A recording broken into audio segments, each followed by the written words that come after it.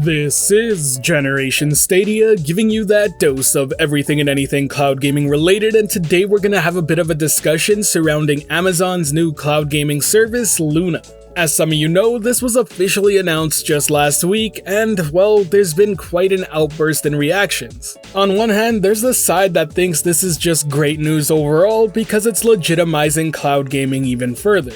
On the other, well, you have some sites and other people reporting as if this is the end for Google Stadia. Today we'll be discussing both sides. First up, I want to take on the fact that yes, this is a good thing for Google Stadia to have Amazon Luna as a competitor. Nothing's better than competition to breed innovation and push further future technologies at a faster pace. And that's exactly why I'm super excited to see that Amazon's entering with a pretty compelling offer, even if it is limited in scope in terms of availability. Let's be honest here for a second. Amazon's Luna game streaming service is launching in a much better state than Google Stadia launched at. And it really wouldn't surprise me at all if they're actually reacting to a lot of the criticism Google Stadia faced early on in its life and continues to do so now. At a glance, it seems like they're gonna be the ones to offer that Netflix-like subscription model that everyone seems to expect out of game streaming services, but that's not really the case either. Instead, I'd argue Amazon's business model actually looks a lot more like cable television, where you're buying certain packages to get access to certain games. While they do offer a mixed bag collection of games with their Luna Plus, it seems like the bigger publishers will opt out for having their own game channels, which requires an additional monthly fee. On the contrary, Google Stadia has a pretty unique position compared to Xbox game streaming, PlayStation Now, and now Amazon Luna. Unlike the rest, Google tends to treat Stadia much more like a traditional platform where you just outright buy the game to access it. And while we do know that Uplay Plus is being brought over to Stadia, it does have me hopeful that Google Stadia will be talking with major publishers to see if they can bring their other subscriptions over as well. The ideal scenario for Google here is to offer both the ability to outright just purchase a game and the ability to sign up for a subscription service that gives you guaranteed selections of games. But the thing I want Google to pick up most from Amazon is probably cues on their marketing.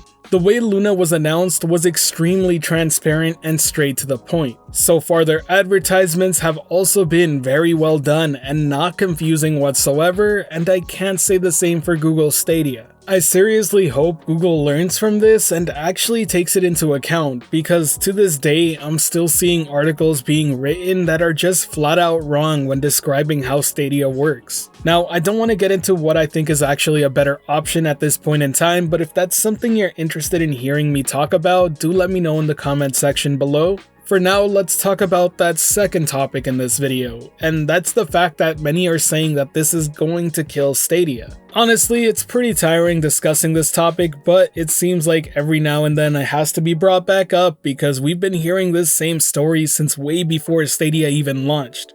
To put it simply, Google or any other major player will not back out of an industry that is growing as rapidly and is as profitable as video games. There's a reason that such major companies like Apple, Google, and Amazon are suddenly interested in the video game landscape. There's a reason every single one of these major players is investing into cloud gaming. And it's not about the here and now, it's about establishing a foothold for the future. There is a reason that Microsoft just paid $7.5 billion to buy out Bethesda. By 2025, the global gaming market is estimated to reach $256.97 billion. That's more than the film and music industry combined. Of the 7.8 billion people on this planet, 4.2 have access to the internet and 2.7 are actually playing video games.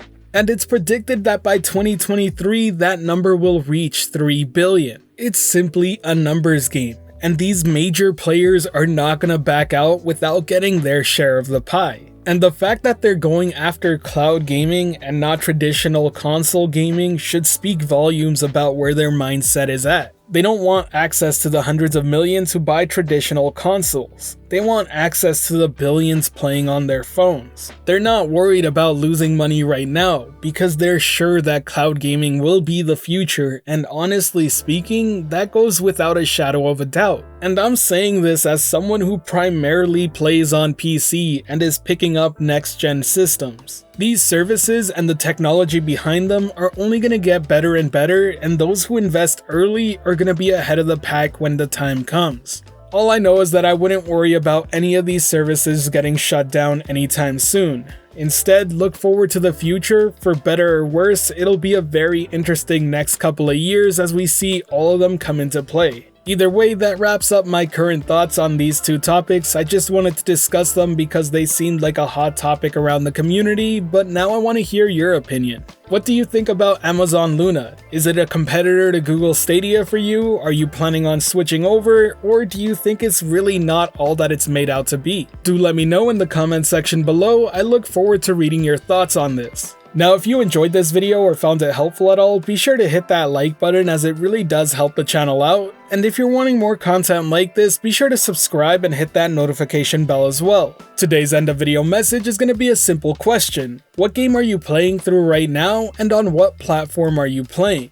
Myself, well, you can probably tell from the background that I'm playing through Serious Sam 4 on Stadia and enjoying it quite a bit. Either way, thanks for watching. This has been Generation Stadia, giving you that dose of everything and anything cloud gaming related. The Gen S community is over 4,900 strong and growing by the day, and until next time, I'll catch you in the clouds.